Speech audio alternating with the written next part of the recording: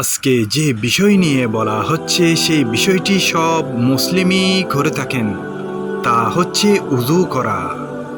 উযু করলে কি হয় আপনি যদি জানেন তাহলে অবাক হয়ে যাবেন। আগে হয়তো আপনি শুনেননি, অনেকের অজানা। তাহলে শুনুন রাসূল সাল্লাল্লাহু আলাইহি ওয়াসাল্লাম কি বলেছেন।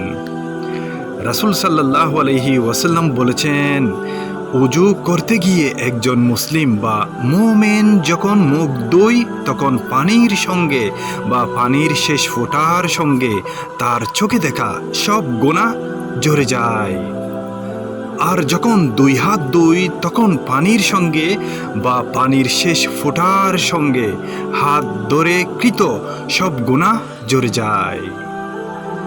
আবার যখন দু পা ধুই তখন পানির সঙ্গে বা পানির শেষ ফোঁটার সঙ্গে পায়ে হেঁটে গিয়ে কৃত সব গুনাহ ঝরে যায়। এভাবেই সকল গুনাহ থেকে সে পবিত্র হয়ে যায়।